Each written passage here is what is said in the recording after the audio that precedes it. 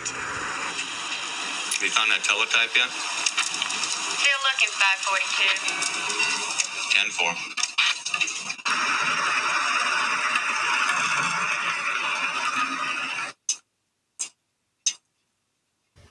It's 542. I'm going to go ahead and pull him on over. What are you going to do? Blow his goddamn head off. Pull over. We're going to be cool. We're going to play it by ear. We're not going to kill him unless we have to. It's like every car ride the three of us have taken together, right?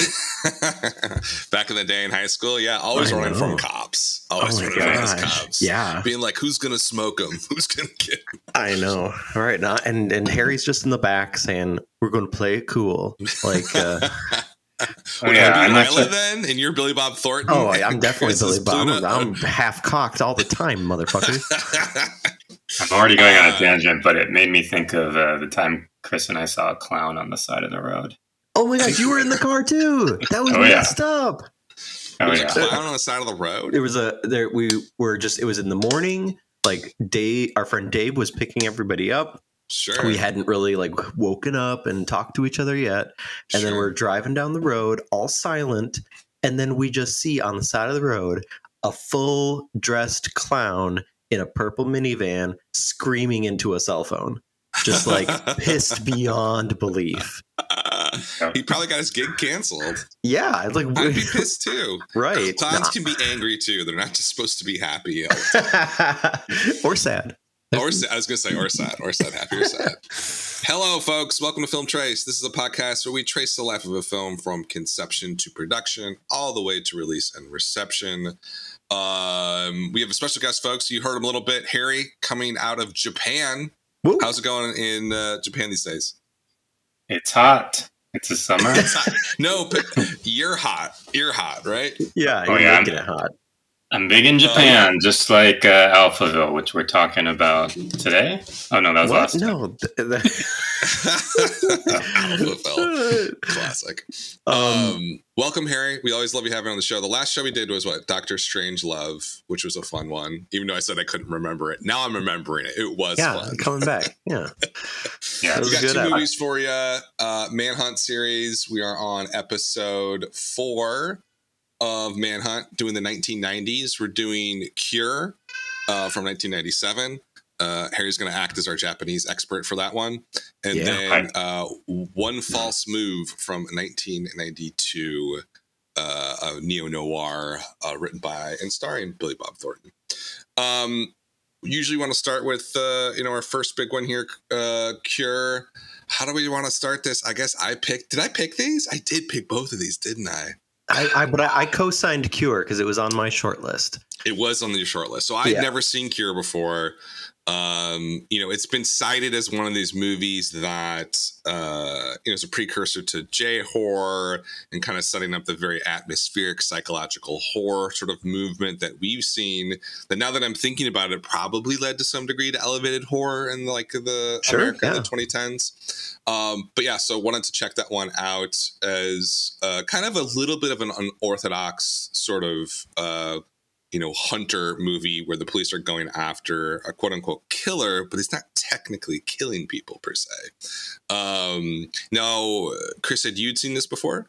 I had not. I had actually purchased the Blu-ray during a Criterion sale last summer and never got around to watching it. I kind of just, it was one of those ones where I'm like, I'm going to get free shipping, damn it. I'm going to pick one I haven't seen before.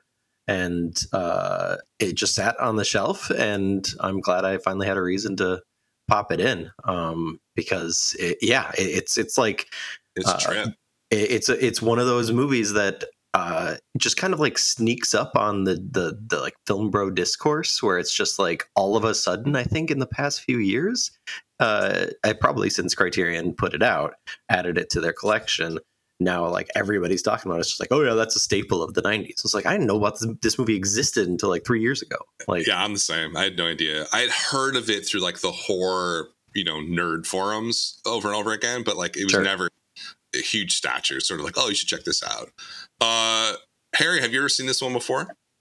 I had not seen it, and I'm glad to hear that you guys aren't super familiar with it either, because I'm not as much of a cinephile as either of you, but still, yeah, this one I had to double check with Chris even to make sure that I was looking up the right movie before I watched it. Oh yeah, that happens all the time, 100%. I can't remember. What's your stance generally on horror films and like serial killer films? Are you into them? Is it something that you're like, yeah, I'll put up with? I do like them, that's for me. Yeah, I like them. Sure. Yes, I just actually watched. I think maybe two of the only 3 or 4 movies I've bought on Amazon Prime the last couple of years were movies from the X series, X and Pearl and Maxine. Yeah. Oh, nice. Ty West. Yeah, absolutely. Yeah, so I just watched Maxine this week, and then of course in college we would watch horror movies all the time in my basement or Whitebird's basement or wherever. So you're kind of into it, right? You're into sort of but before we get to Cure, what'd you think of the Ty West series just quickly? I liked it a lot. I would say the third one was the weakest for me. Yeah, that's what people thought. Maxine. Yeah. Not as strong as the other two. Yeah, I really like Pearl. I think the trailer gives away too much, so I would suggest people not watch the trailer because it kind of gives away the whole story. But yeah, very good. Pearl's great.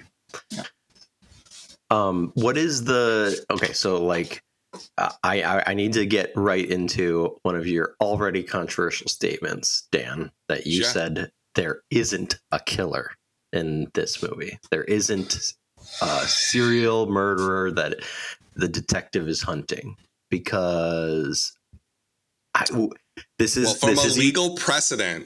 He's not killing anybody, right? Like he at some point someone. Well, okay, yeah, go ahead.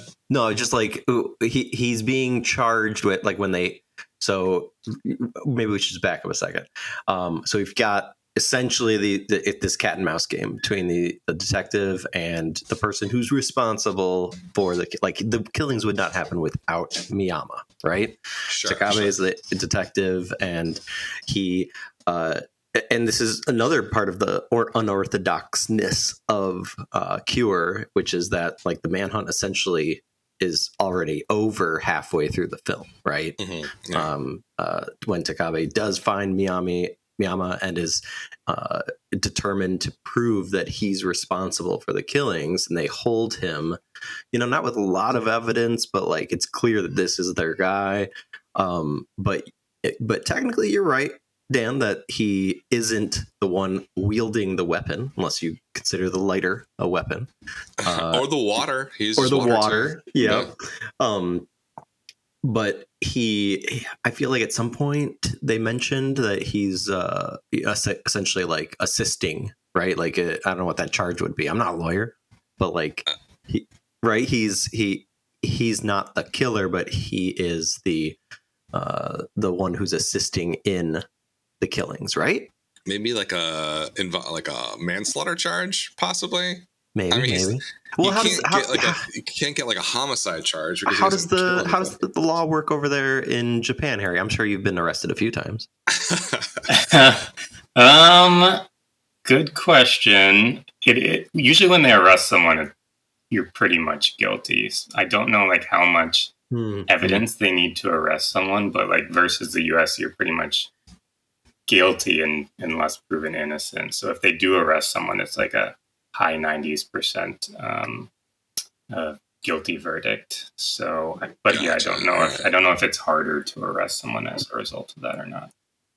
Interesting. All my knowledge is based off video games and movies. So, well, that's interesting because that seems to be true for this film's director, Kiyoshi Kurosawa. Pretty much every time he gets interviewed, he makes sure to emphasize like, oh yeah, no, I mean, everything I put into this film was just me watching other American movies. That seems to be one of the key aspects of this kind of like dreamlike fantasy style that is very much of the postmodern realm, right? Maybe we should start getting into our opinions a bit.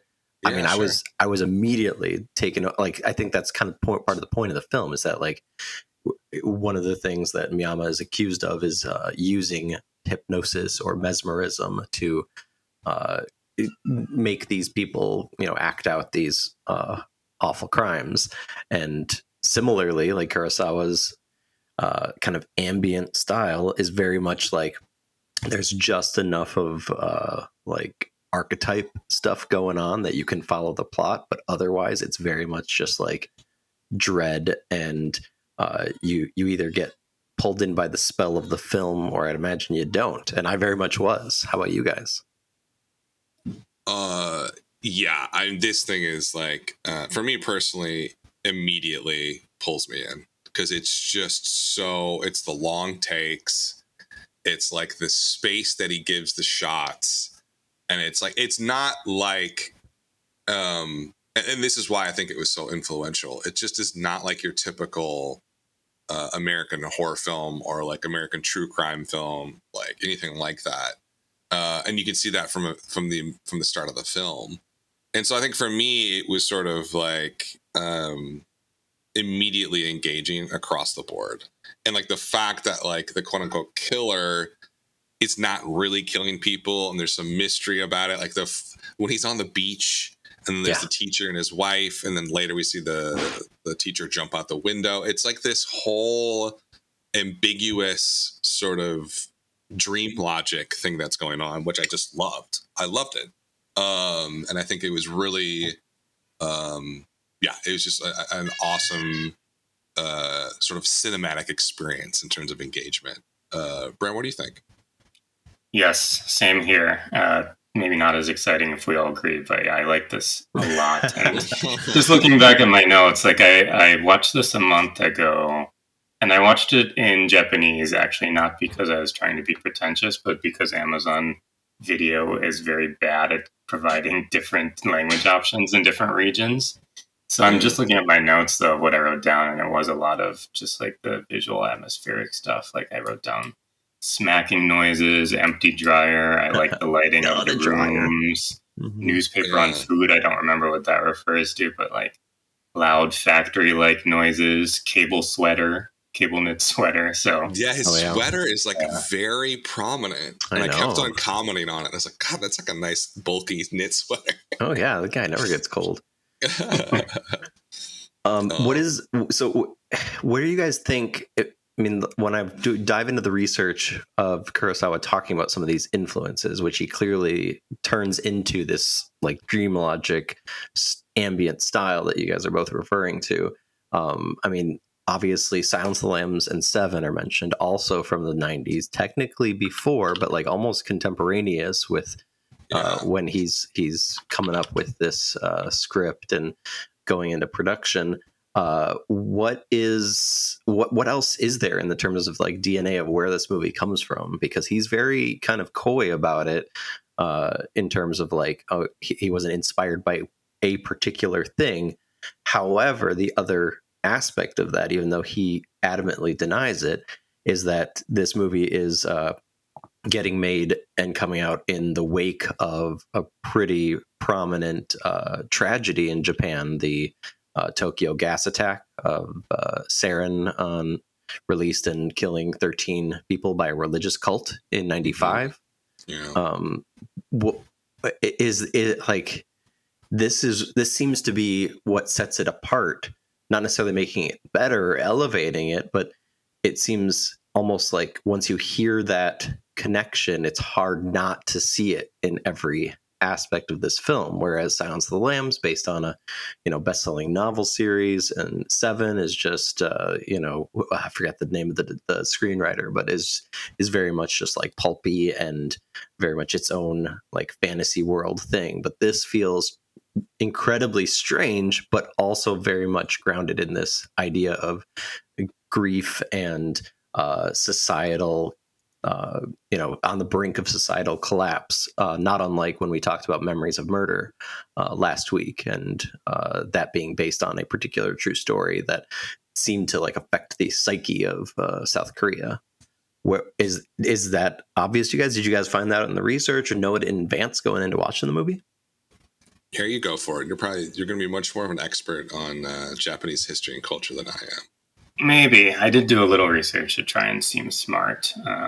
It doesn't take too much research because it's on the Wikipedia page, but they mention also how the title of the film was called research, Wikipedia.com. Oh yeah, it's communal research. That's always good. I was trying to find some like good articles in Japanese, but then I was only kind of finding personal blogs, and Chris did a lot of research from other articles that was actually better than what I was finding. But yeah, the original title of the movie was The Evangelist, but it was changed because of that attack to disassociate itself more from religion because of the attack you mentioned, where actually the perpetrators of that, the leader was just executed when I moved to Japan 5 years ago, I think. So it was kind of still very much in the forefront of the news and everything for the past 20 years or whatever. But yeah, and coming up in the research though, I think Chris, you had some research about how there was also an article or a book by Haruki Murakami about the gas attack that kind of released the same time. And that made me think too about, because one of the first things that started getting me interested in Japanese culture as an adult, like after video games and some anime and stuff, was reading some Murakami books. And like his books are I was surprised. I read one Q84 first, and then I read more, but they all kind of, yeah. I don't know if have any of you read his stuff? Any of it? Yes. Oh yeah, I studied him a bit in grad school. Yeah, cool. But yeah, like those books, they seem to have very specific plots, but then they never really resolve. I feel, and they just kind of linger and wander. And then I feel like very popular Japanese movies, like the Studio Ghibli movies too, like they have plot points, but they're kind of looser too. So the kind of smart thing I was trying to think about saying was maybe like because Japan's society is so rigid in a lot of aspects, and like that terrorist attack was occurred on the morning commute on the trains. So maybe because their everyday is so rigid, they're a little more open sometimes to more looseness in their pop culture, whereas in America we're so free all the time. We're just overflowing with freedom that we like when we watch something to have it have a clear ending a little bit more. Give me a genre movie. See, Chris, I am right. Genre is better.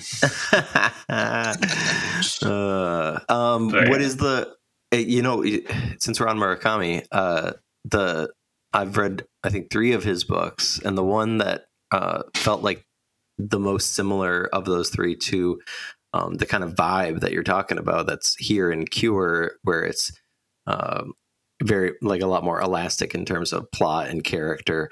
I don't know if either of you read Colorless Sakuri Tazaki. Yes. Okay, yeah. So the protagonist, it's there in the title, but the protagonist of that one is very similar to this kind of like Miyama character, where it's like devoid, disaffected. Like he essentially shouldn't be a character, much less a protagonist. And I have to say, like, the guy who plays Takabe is great, who ends up being one of Kurosawa's main collaborators. But I was just absolutely transfixed, and it kind of makes sense because it's the Hannibal Lecter style character, but on a completely different wavelength.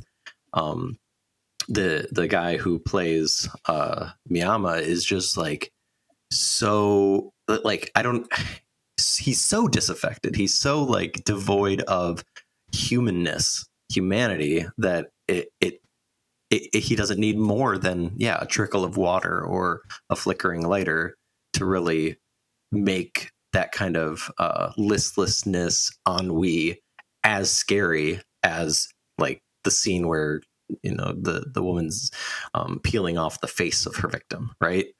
Oh my god! I mean, that was just like so unsettling. And like a public bathroom, right? Like, right. I'm like Candyman almost. There is something I can't figure out, like the source origin point of this, of like where this was coming from, because you really do look at like what happened after this film. You had Ring, which came out in 98. You had Ju-on, which came out, The Grudge, which came out in 2002, Dark Water 2002. And these are massively influential films, right? Like, they're basically all remade in the United States, all did pretty well in the United States for the most part. Really did change horror dramatically. And I do think this has to be one of the sources. Now, where this came from, I don't have enough background in Japanese film to know that. But I do think that, like, one film that popped immediately into my head that we've done on this show, which was back, when was this? When was Branded to Kill released? That was the 60s? Yeah. Yes. But that to me, like, has at least the element of dream logic, poetic logic. Yeah, there's a plot, but it's mostly about sort of the vibes. Now, that one was an extreme version of what I'm talking about, but it was clearly already going on in Japanese film, especially, I think, on the more B-movie Yakuza film side of things, right, which we also see in the United States as well. There's just more experimentation. And I think Kurosawa was doing a lot of those Yakuza films leading up to making this. He's a genre guy, absolutely a genre guy. And I think there's just it still doesn't really explain, like, how good this movie is, right? Because it's just like, it just feels so. As I was watching it, I was like, well, this could have come out yesterday. Oh yeah, like, totally. It still has that vitality to it, and there's almost like a slickness to the whole thing, but not slick in the sense of like Michael Bay or like overly produced. It's just so economical, like every shot, and like he's constantly building that dread. So it is technically like a thriller, but it's not a thriller where you feel like the protagonist is threatened and therefore you're supposed to be the protagonist, you're stepping in their shoes. It's more like this miasma of dread that is just permeating every scene here. And I think that, like, there's some critics that have talked about, like, well, this is about, I can't help but point out that this came out the same year that Radiohead released OK Computer, in the sense that, like, this is definitely a film about alienation and about modernization. And like the 90s is almost a moment where I think there's a lot of reflection of what had happened post World War II, where, like, in America, boomtown, in Japan, despite what happened and all the devastation, also boomed, a little bit later, obviously. But then the 90s is sort of like, well, what the hell just happened and what is happening? And this definitely feels like a movie that is a reaction to, like, dramatic changes in society that happened in Japan, and maybe some of it too. And, like, I don't know, I'm gonna throw this out there, Brammer. I want you to comment on this because you're gonna know way more about it than I do. Is that, like, oftentimes horror films and film in general try to express something that's not able to be expressed openly in society for whatever reason.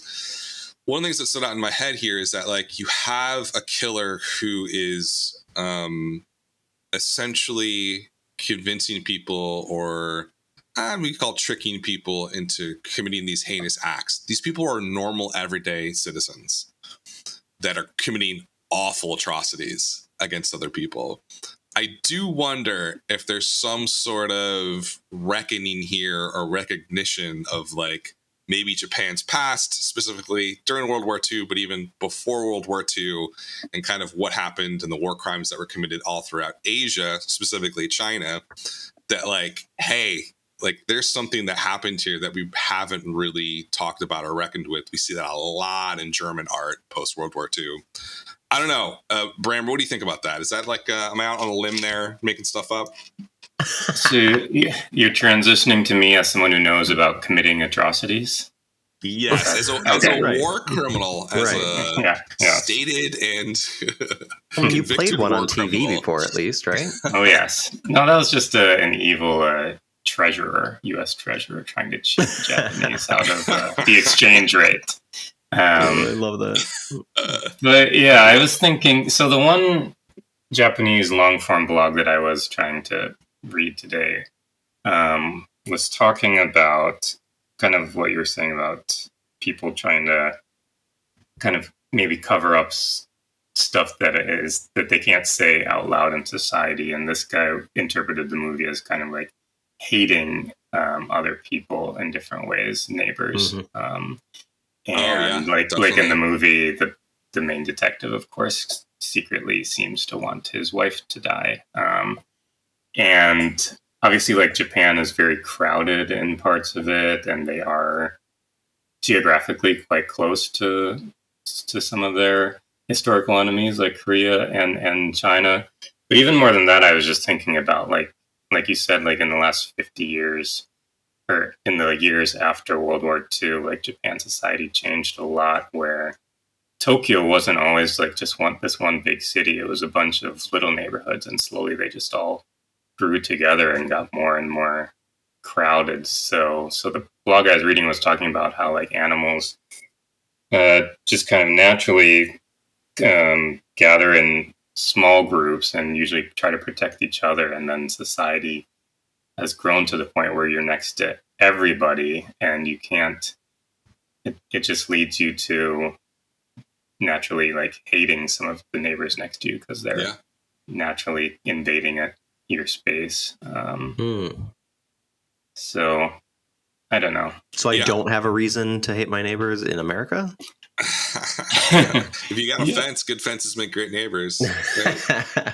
Well, we have a trampoline. All these fucking neighborhood kids just want to come over and jump on it all the time. That's the worst. But it's funny you mentioned that, Harry, because that is like a very like.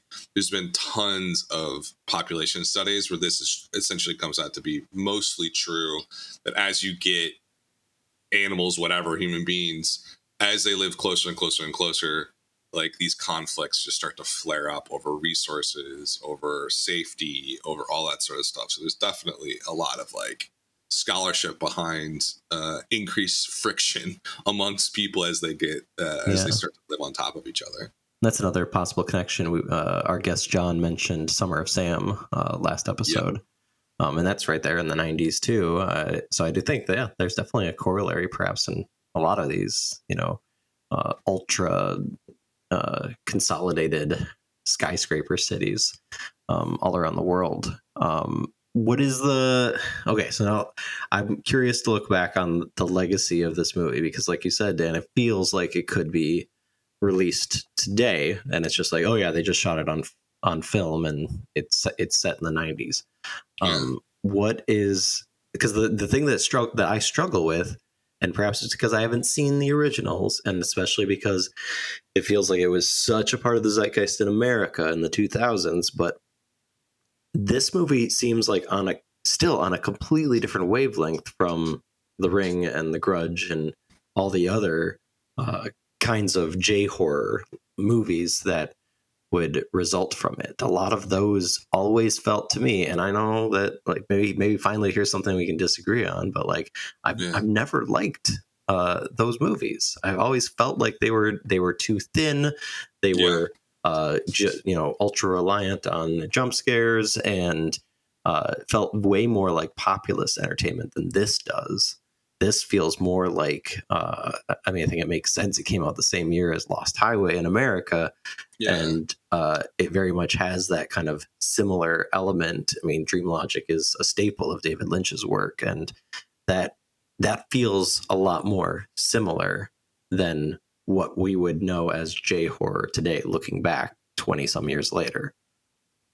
Yeah, I mean, this is, I definitely get that point that like Ring and The Grudge, especially as they're Americanized, became, typical early 2000s horror films. Although I will say Gore Verbinski's The Ring is a phenomenal film. Like, it is so good. Debatable. Now, is it derivative as hell? 100%. 100%. But he does a really good job with it. But I think to your broader point is like, yeah, Cure does feel, as I was watching it, I was like, like when you engage with a horror film, or when I engage in a horror film, I should say, like, I'm always like, is this schlocky fun, like Freddy versus Jason? Is this kind of like a really good, kind of fun meat and potatoes horror film, like The Conjuring? Or is this like an art horror film? Like It Follows, Raw, It Comes at Night, all that sort of stuff, Hereditary. elevated horror, whatever you call it. I think art horror is a better term. With this one, it feels of that sort of It Follows, Hereditary kind of vibe, in the sense that it is certainly a horror film, and it's certainly using certain genre sort of signs or whatever, conventions, to help the movie move forward. But he's not concerned with that. He's concerned with depicting something entirely different on screen, and eliciting a vibe and feeling from the audience that is not about ticking off each convention in a horror film or even a psychological horror film. Like the last scene too. Like it's just in this little restaurant, and it's like way overlit like a restaurant would be. And it's like, why would you put like, and obviously there's a sort of takeaway that like it's sort of spreading, right? Like, but the choices here are so unorthodox in so many different ways that, yeah, this is definitely its own language in terms of like horror filmmaking and psychological horror, which is why I think it has held up so incredibly well over the last almost 30 years now. There's something pretty distinct and interesting going on here that I don't think that we got in the offshoots of this movement, of the J-horror movement. I don't know, Harry, what do you think about it? Yeah, I've not seen the originals of those movies either. I don't even think I've seen Ringu, even though I always wanted to. But yeah, I don't even remember if we saw Pulse and The Grudge and everything. I remember like us being excited about going to see those movies as a group. But I think the only one that we actually watched multiple times was probably The Ring, because that was our Naomi Watts phase also. Yeah, and I think it was on TV a lot. Naomi Watts. Yeah, but yeah, like I can't even imagine myself going back and wanting to watch those now, where I'm pretty sure in the past 5 years I went back and watched Seven again, and I could see myself going back and watching Kira again in another 10 or so years. Obviously, it's not a fun movie. I'm not going to be watching it popcorn every weekend, but I could see myself watching this one again in the future. And that does remind me of a quick Seven story aside, which is that I watched it at Dan's house in high school with our friend Dave, and different Dave from the Dave that saw the clown in the car. But we have a lot of Dave friends. Yeah. So many Dave. But it was R-rated, and I don't know how old we were, 15, 16, and I was afraid I was going to get arrested for seeing it. So I think I asked Dan to take me home halfway through, so I don't think I saw the end for years. Yeah, that'd be great. Oh my God, that's amazing. Yeah, Morgan Freeman comes in through the door. There's actually an eighth deadly sin. It's watching this movie. Oh my gosh. Yeah, I mean, I think that the Seven thing I didn't pop into my head immediately, because I thought they were like more concurrent, but no, Seven was 2 years earlier than this. Yeah, and you have to assume that he saw it before, as he was making this. There has to be some sort of crossover there, but even there, I think with Seven, that's more like, and like I think I'm falling out of love with David Fincher a little bit over the years, because like. The difference to me is that like this is so understated, right? Whereas that's so maximalist, right? Like it's Gravity so Kills credit sequence, yeah. It's like it's just constantly raining. I'm always wearing, a trench coat. Like, okay, I get it, man. I get it. Like it's definitely almost Michael Bay-ish. Right. Didn't they work together? They did work together, didn't they? Yeah, in the early days. Now it makes more sense. Right. It's very much like teenage boy fantasy. Like I showed Seven in my film class, and it hit like gangbusters, because I'm just like, yeah, of course it does. Like it's exactly the kind of like taboo like barn burner that you want from a movie when you're 15. Did they get arrested for watching? Oh yeah, we all got arrested. Okay. Send to the vice principal's office. I mean, we got to make our transition here at some point, but sure. I think that one important note that I wanted to put in here is that I would have never thought of it in a million years, but I was curious after I got done watching the Blu-ray. One of the supplementary features on it is an interview between Kurosawa and Drive My Cars. I'm going to butcher his name like I've been butchering all these Japanese names. I got it. I'll look it up. Thank you. Yusuke Amaguchi. And it turns out that the Drive My Car director was Kurosawa's student in the 90s. And they talked a lot about how, this film in particular, and also Pulse, which came a few years later, were so important in terms of like not just horror filmmakers in Japan, but Drive My Car is very much like a sprawling, very emotional drama, and yet you can still see some of that influence there. They talked about like this idea of like the disaffectedness. It's more on like a personal, human, everyday level, perhaps in Drive My Car, but it's very much still like that slight sense of dread, that kind of it's very much still prevalent, and I think you could see that DNA in the legacy of Cure that perhaps we wouldn't see in American films, and yet we have this very much we have this huge reverence for what they're doing in Japan. But I don't know, is anybody doing it like this in America? No, I think that, well, there probably is that I can't pop into my head, but I think that like this is like, and that's why I brought up OK Computer before, because there was this moment in the mid to late 90s where there was a recognition that society was going down this path that was not going to be great.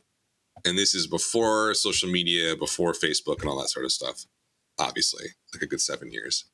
And I think the thing that like what resonates with me now is that like, oh, they were right. Like they were 100% right. And like, there were going to be, we were going to like burn down the bridges between us the closer we got digitally. And that's essentially what's happened, in that like people are now more alienated than they ever been before. Like in the United States, like deaths of despair have gone up, alcoholism, suicide, all that sort of stuff. Like the life expectancy of Americans has gone down like over the last decade, which hasn't happened since like World War I. Even if you remove COVID. So definitely I think that there is sort of like a recognition in this time period that like, hey, things are not going to be great if we keep, this hyper modernization, hyper capitalism. If we keep pouring the fuel on this fire, it's going to end up poorly. And then, then we get people like Donald Trump. That's kind of like the denouement of that whole message, right? I'm looking at my favorite movie list to see, and I don't know, maybe Can't Hardly Wait. Is that the same atmosphere? Just So much. I do see. I do see Lost. I do see Lost in Translation on my list. No, that's a good different, but I don't know. Same idea though. Right. Yeah. By the way, Drive My Car, didn't even know. I have not watched it yet. It's on the plane between the U.S. and Japan. I'm always tempted, but I haven't watched it yet. But it's a long one. I haven't seen it yet. Yeah, it's 3 hours, so it's perfect for a plane. By Yusuke Hamaguchi, and I did not know it's based on a story by Murakami again. It was. Murakami story. Highly recommend that one. The other one that came to mind, and by the way, if you want to get really mad, look up minimalist film on Wikipedia. But we'll do that right now. the one that stood out to me was Gus Van Sant's Jerry. I don't know if any of you guys either of you seen that. That's a good example of like American slow building dread. Or like Elephant though. Yeah. Pretty much all the Gus Van Sant's like 2000s movies. But our other film, which isn't a 90s American movie, is very much not minimalist. Like, would you call this one maximalist? One False Move by Carl Franklin. There's moments of it, I would say. Like it's too indie to be maximalist, I would say. Okay. I mean, it starts maximalist, right? Oh my god! Did you know what we were? Did you know what we were getting into? I chose this film because I was really looking for something like a little bit off the beaten path. Like we could have done all these like bigger movies, like Fugitive would be a movie we could do, right? Right, Thelma and Louise, yeah. Yeah, and I wanted to do something a little bit more, on the indie side. And this one had come up. I think they put it on Criterion. I don't know when they put it on. It might just have gone on Criterion recently. And so I was like, hey, let's check this out as like something that probably most people that listen to this haven't seen yet. I had never seen it. But yeah, I was definitely taken aback. This is a movie that was released, I think, like the day after the LA riots. So the timing on this movie with its sort of depictions of violence and race and police, obviously very of the moment and of the time. But wow, the opening's violent. Like I think specifically there is a scene in here that reminded me of Henry, Portrait of a Serial Killer. Like that unease, like you want to throw up after watching it. Is this scene in the opening where he's like putting the bags over the woman's head, and the video of them having fun in the background they just filmed is in the background. He's like stabbing her like repeatedly. I'm like, what the F is this? Like, this is, I don't know. Would you guys immediately think like of the vibe of this? I thought it was kind of oppressively violent in certain aspects, in certain moments. I don't know what you guys thought of that. I knew nothing about the movie. Yeah, I knew nothing about it. I just watched it when I was at home a couple weeks ago, and I was quite surprised because nice little party going, and then like you said, I don't know. Yeah, plastic bags is one of the things. Having watched so many violent movies to this point, like plastic bags still gets me because it's just not something I want to experience, I guess you could say, but. But yeah, the guy watching the video while he was doing that, that was the first and probably the most memorable thing throughout the whole movie for me. But I did see, like previewing Chris's questions about whether the violence was maximalist. I think at least like every murder in the movie still has an impact where it's tightening like the grip around the bad guys as they're trying to escape. Like everything. Like they do all those murders at the beginning, and then they kill the cop, and like there's an impact to everyone where it's getting closer to them being caught. So at least in that sense, I thought that all of the murders at least had a plot reason. They weren't just random murders, at least. Right. And Yeah, and the director Carl Franklin has made sure to respond to that kind of concern regarding the violence, and I think that he makes a good point that like it's almost as if the movie wouldn't work if you didn't have that kind of emotional unease, and maybe that's the connection here between these two very different films that still fall under the Manhunt genre. And perhaps the other thing that comes up, which I thought was interesting doing the research, is that similar to how Kurosawa was very much in like the Yakuza genre movie world before Cure, Carl Franklin, who was very much one of Roger Corman's underlings in the 80s, and he would make like these very stylized super violent war movies where, to Harry's point, like it probably was a lot of just like B movie beat 'em up shoot 'em up kind of violence that is part of Corman's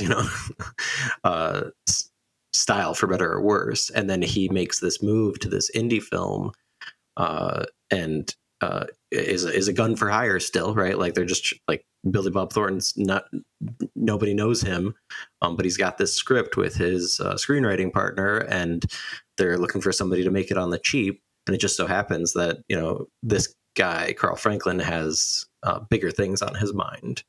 And we should probably mention that like this is essentially another connection to Cure is that this is a manhunt movie from the perspective of the hunted for a good part of it, but Bill Paxton is technically the lead and he's the hunter, and it very much goes back and forth. It does between the hunted and hunter as the film goes on, to the point where they're, and that's kind of the big takeaway I can imagine, especially in '92, is that we find out that Bill Paxton's sheriff character, nicknamed Hurricane, is the father of the child of one of the hunted, and that definitely sticks still in 2024 watching it, which is wild, because I feel like so many of those movies, I mean, it reminded me of seeing another '92 movie for the first time just a few years ago, Boys in the Hood, where it's like you're like, wow, how does it still feel this powerful when that had like like I had seen Don't Be a Menace to Society While Drinking Your Juice in the Hood before Boys in the Hood, and like it had been like made fun of to death, and it's still just like super gripping, and but I mean, I guess this is a long way of saying thank you, Dan. Double banger for this episode. Well, I'm gonna go ahead and disagree with you. Oh no! No, okay. Here's the thing about this movie, and like I think the thing that really took me back about it was that I'm hearing all this effuse praise by film nerds and film critics. The only reason this movie got released at all in theaters was because of Gene Siskel and Robert Ebert, right? They both saw it and loved it and championed it, and this was supposed to be a direct to VHS back then, direct to video movie. And you can kind of see that as you look at it. I mean, it's not shot poorly or anything like that, but it clearly was made for like, I think 2.5 million at the time, which was not a lot of money. And I think the thing that I struggle with the movie to some degree is exactly kind of what we're talking about, in this sense that like this hunted versus hunter sort of dichotomy. When the movie opens with these three committing, I mean, just like heinous acts of murder. I mean, like awful. It's not even like a disagreement or they got into a fight and it was like premeditated sociopathic murder. And then I'm supposed to like, they're essentially the protagonist for the first 45 minutes. We got two LA cops that are just like on the sidelines for most of the movie, but they show up. And then you got Hurricane, who, we see immediately in like the first, 10 minutes, there's that really great shot where she's, sees the child of the two people that are the two people she just murdered. And then it transitions to Bill Paxton's family and seeing his daughter at night or whatever. Right. It's really one kid crying to the other kid crying. Exactly. Yeah. So that was like super well done. But I think the lack of focus here on specific characters and the narrative flow of each one of those characters definitely rings indie to me, and like indie script from the 90s where it's trying to be edgy, and it is edgy. Like, and to your point, like the interracial dynamics here are pretty groundbreaking, especially the fact that this white hero sheriff, had a relationship with a 17-year-old black girl and had a child with her. Like, and that is sort of how it kind of ends with that sort of, there's a weird almost reconciliation as he's dying that his child sees him. Right. But man, this was a tough movie for me. And I think the thing that made it tough was that like the three main characters, Billy Bob, whatever his name is, Lila, and Pluto are so awful. And like you could make the excuse that like, oh, Lila, she's just along for the ride until she shoots a cop in the head. Right? Like, for what reason? Okay. Oh, because you wanted to get away from murdering other people for what? Drugs and money? I don't know. Like, I get the feeling that like this was the vibe of this script, and the tone of the script was just hot at that moment in the early 90s, late 80s. And it just, it was an indie flick and they got through. I'm just not seeing a ton here to like that I want to celebrate, if that makes sense. Harry, what are your thoughts? Yeah, I'm going to let Harry talk, but I've got I'm the deciding vote, I guess, right? So I am on Chris's side, I think. I like it could be because I came in with no expectations or no knowledge at all. But sure. In my notes here, I wrote, I don't like it as much as either of these, but I wrote down it was kind of a mix of Justified and The Wire, even. I also thought Justified, I got that kind of sense. Mm. Yeah, and I do think I liked the first half more than the second half. I think obviously the main villains are very unlikable, although all those actors are very charismatic, so they're still very watchable, I think. But yeah, by the end, when you learn about the sheriff's backstory with the 17-year-old and everything, he becomes maybe a little bit too unlikable. They don't really explain it that much, so you don't really know if there's any more rationale behind it. But overall, I did like it. I wrote down that I thought it trusts the audience pretty well and had a good flow. I think it doesn't over-explain a lot of stuff. You don't really know what's happening some of the times until kind of maybe the cops kind of come in and it becomes a little bit more formulaic as they go down to Arkansas and have the big city, little city dynamic. It gets a little bit more standard there. But yeah, I liked it, and I thought I guess it has, for me, a good mix of real big, I don't know, Hollywood movie and still the indie sensitivity. Yeah. Like I wrote down even at the very beginning that the titles at the very beginning were like jiggling around a little bit, like you might see in an indie movie.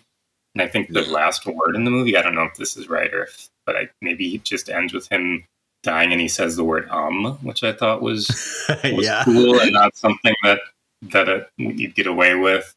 Sometimes when the music kicked in, I liked the score, but I think the first couple times the the Southern music kicks in, I was like, oh, this is where Hollywood came in. It was like, oh, we got to get some Arkansas music in here.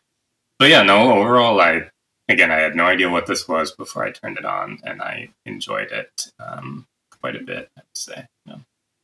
I'm so glad to hear that. The score is kind of messy, and it was so prominently messy that I wanted to look into it, and it's exactly what you would think. You had a duo doing this rather minimalist score, and then the studio's like, this ain't gonna cut it, and so then they hire this kind of add in all this like orchestral and southern accents, and it's very unfortunate. But I also think like it's curious to talk about likable characters coming off a discussion where we universally loved a movie where the main character wanted to kill his wife and ends up doing so essentially. And I think that's one of the oh god, my wife just looked at me. I think that's one of the interesting dynamics, and maybe it's not intentional. It's just like Billy Bob Thornton. Perhaps he's not a good guy and is just like exercising these demons into this script. But I do think there's an argument to be made that the only one that kind of escapes unscathed to some degree, not 100%, because that would be too boring to like pure of heart, kind of is Lila. I think there's still think there's okay. First of all, killing a cop in a movie hits way different in 2024 than it perhaps did in 92. But also, you like you mentioned, right on in the wake of the Rodney King riots, right? Sure. So I think there's an argument to be made, not just ACAB, but also that she's very much doing this because she's in the grips of Ray, that she's lived her entire life, and and here we've also got a sheriff who is a bad guy, but tricks so many people into thinking he's a good guy, and ultimately she's the one that's been unfortunately just brainwashed her entire adolescence, and she's still like only what 23. It was like 5 years ago that she was 17 or so, 22. Yeah. I don't know. I think there's definitely argument to be made, and I that she's kind of the heart and soul of the film, even though it makes the film and Paxton's performance makes you want to think that he's kind of the guy, going even down to like I had the similar feeling, Harry, when there was like the big city versus little city dynamics, and you're very much meant to like empathize when he is overhearing the LA cops talk about him like he's the hick sheriff that doesn't know anything and couldn't hack it in LA.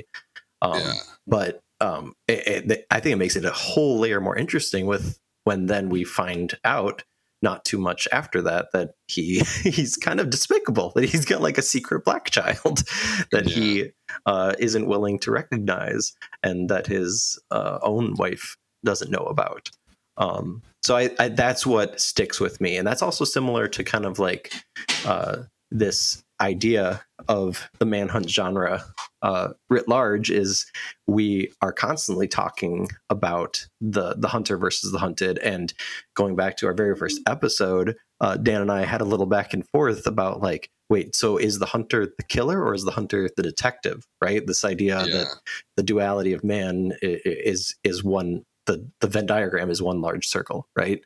Yeah. And I think that's what this movie does really well. And a quick note about the ending, interesting tidbit is that their original plan for the ending was not to end with an but to have the camera pull back and reveal that where this shootout happened was in a cotton field. Adding to the racial subtext or text of the film. But when they arrived there to shoot, the cotton had all been harvested. So so he's like, all right, we're just gonna have this medium shot of him meeting his kid. And I really liked, I think that was one of the things that made it work so well, is that it didn't end with a full reconciliation. It didn't end with him saying, cornily, like, I'm your daddy or anything like that. It was just like this soft recognition between father and son, and the cycle continues. Yeah. I mean, like, I get all those arguments. It's just like I think the thing, the counter argument that I would make to all of that, like, obviously with this director's background and where he's from, he's from Richmond, California, which is a town that like fell on some very, very hard times after World War II. Like, it was a big factory town. The factories left after the war, and then the city basically, and still is, a really, really tough place. Like, there's a lot of poverty, there's a lot of crime, there's not a lot of opportunity. And so within this script is a lot of societal criticism, it's almost like a polemic on some level, which I normally love. But I think it's like what I think when I'm watching this and I'm thinking, who am I supposed to latch onto? Who am I supposed to sort of feel some sort of kinship to on any level? And there's really nobody, right? Not Lila, not Billy Bob Thornton, certainly not Pluto, certainly not Hurricane. Who'd you feel a kinship with in Cure? Well, the main cop, right? But like, he's being hypnotized, right? So it doesn't count. I would say, for me, I was going to say, like, I don't know if I felt a kinship with anyone in either of the movies that much, but I wanted Mamiya in Cure to die more than I really cared if anyone in One False Move lived or died. And maybe that is because he was representative of stuff that we hate in ourselves or society, and he did such a good job of portraying that. Whereas, I don't know, like I mentioned before, that I liked how One False Move trusts its audience, but at the same time, you could say that it didn't really give a great backstory to a lot of the characters. So I kind of wanted to know more about like Pluto or Lila, because Lila too was so manipulative that I didn't really ever know if she was telling the truth or not. Like, it kind of even left it open to whether the kid was really Hurricane's or not, even. So I mean, that's a good point. So I mean, I didn't really care at the end when they died or not. It was exciting to watch, but I wasn't really emotionally invested in that as much. I mean, the thing about it to me, where it sort of, I think it undermines maybe what Carl Franklin was going for overall, is that the LA detectives are the most level-headed, like crazy people in this movie, and I'm like, that doesn't seem like something that you probably would want to get across here. But that, I don't think it was intentional per se, but it's just sort of like he makes all of these characters so bonkers and so over the top and so 90s indie Boondock Saintsy type thing, where it's just like, 1,000 things going on. They're chaotic. They're doing coke. They're killing people. They're stabbing people. They're manipulating people. That like the LA cops just kind of seem like normal people. Like, I don't know. Like, I think that's the thing that stood out to me, is that like, I don't think the intention here was to do that. And that's why I don't feel like it's a super successful film overall, because I know what he was trying to get across. It's very clear what he's trying to get across, but I just don't think that he was able to bridge the gap, so to speak. Agree to disagree. It's time for trivia, guys. We hit the hour mark. Trivia time. All right. Harry, here's how it works for this season's trivia.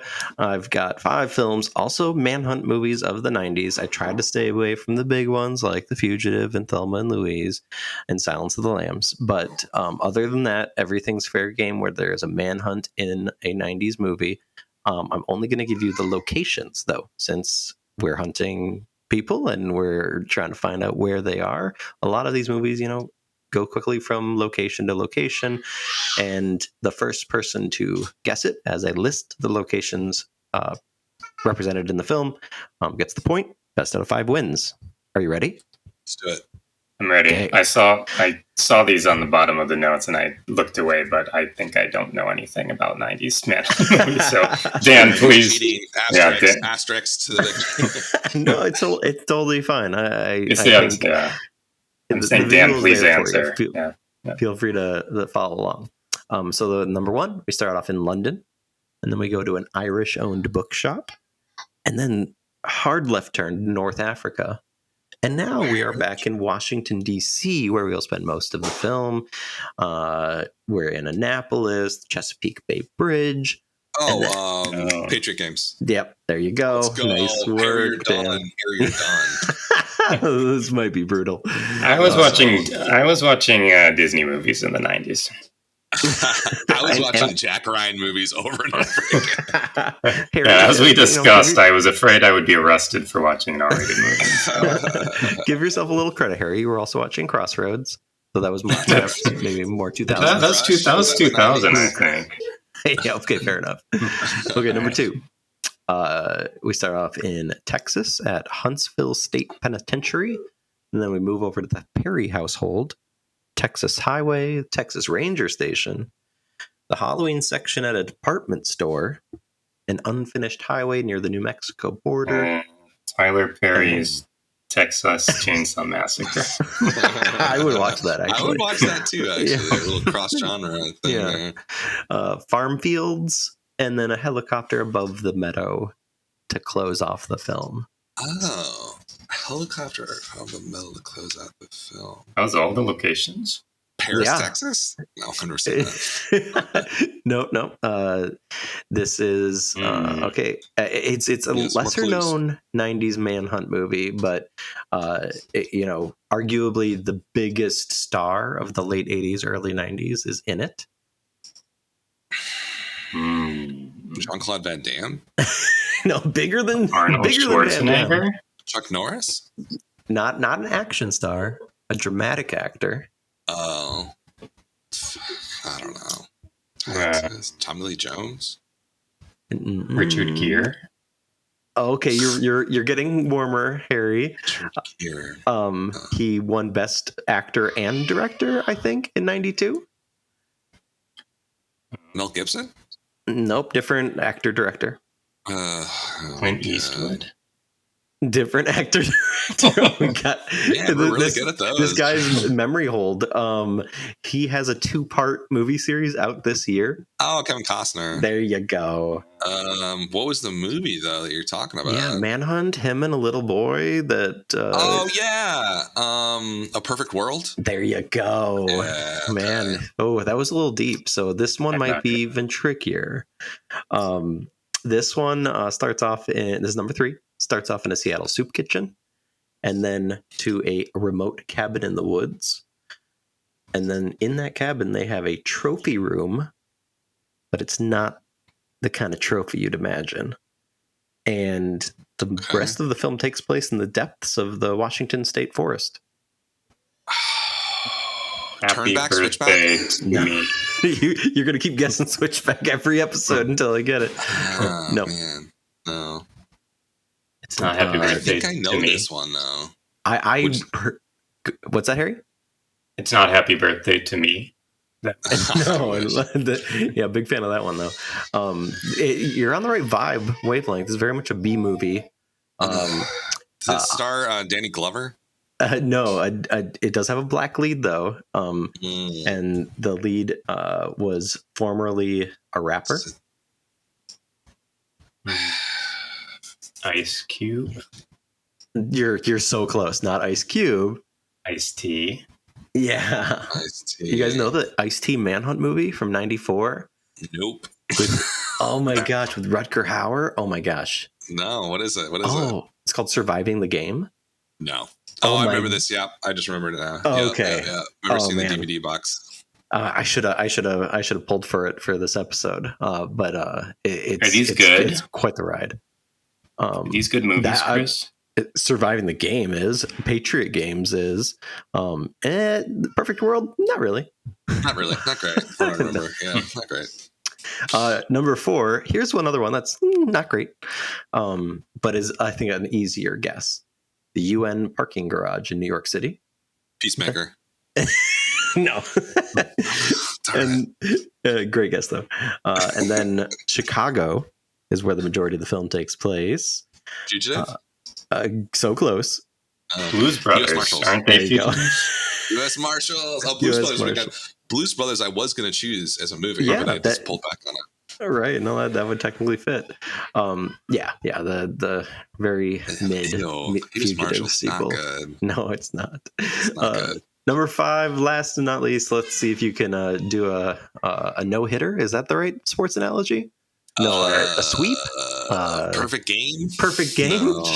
No. I would say a no-hitter because you missed that one. So I don't have any hits, but you did walk. Okay, someone's keeping score. Number 5, Los Angeles Penitentiary to a virtual sushi restaurant, a UFC match at Los Angeles Olympic Auditorium. Johnny Mnemonic? No, you're so close. Same year. Oh. Also a tech noir like mess. Strange Days? No, the third one. Another LA Yeah. dystopic noir film. Time Cop? Oh, no. So after the auditorium, they go to they're on a train, and then at the Los Angeles Police Department, and then a prisoner transport train, and then a television studio roof, and then the rest of the movie takes place in virtual reality until the reveal. Lawnmower Man? No. Oh, God. I love that this movie is so much memory holding from the 90s. The lead is another, probably like Total Recall. If Kevin Total Costner, Recall? no, if Kevin Costner is one side of the like dramatic actor of the early 90s, this guy's the other side. Dramatic actor. Yeah, why is this not popping into my head? Yeah, a virtual reality serial killer who comes into the real world. Virtual reality serial killer that comes. I thought that was Lawnmower Man. That's not. Yeah, no. Sid is the killer's name, played by an actor that Copycat. played by an actor who was in 2 different exorcism movies this year.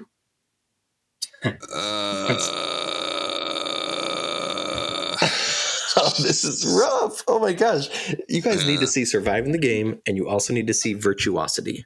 Oh, yeah, I would never would have gotten that. Oh man. Because that's not even in my head, Virtuosity. Yeah. That's too I bad. heard that word. I didn't. Sort of. I didn't know it was a movie. I went too deep for this round. Sorry, gentlemen. Who was the Denzel Washington? Was that the other guy you were trying to get us to think of? Oh, I don't know that I've ever seen that. I don't think I've ever seen that. Yeah, man, that's probably why. It's a fun ride. And Russell Crowe is the serial killer. Yeah, definitely never seen that. Oh yeah, I taped that off HBO so many times. Classic. All right, this is the 1990s, folks. Harry, thank you. Yeah, Harry, thank you so much. Have a good Sunday night. Yeah, it's almost midnight, so I'm gonna go to bed. Damn, we can do it late. Yeah. Speaking of Kevin Costner, one final aside. I went to Universal Studios Japan last month when my dad and sister were here, and they have a water world stunt show. Do they have that in the US? I don't know, but it was really It was really good. It was probably the best thing. Okay, will you go again with me? Yeah. That's amazing. Let's do it. Oh man. We got coming up next episode doing the 70s, doing Apocalypse. Oh no, doing the 80s, sorry. Manhunter and the Running Man. Then the 70s, Apocalypse Now and Logan's Run. So some classics are coming up next. Appreciate you all. This has been Film Trace.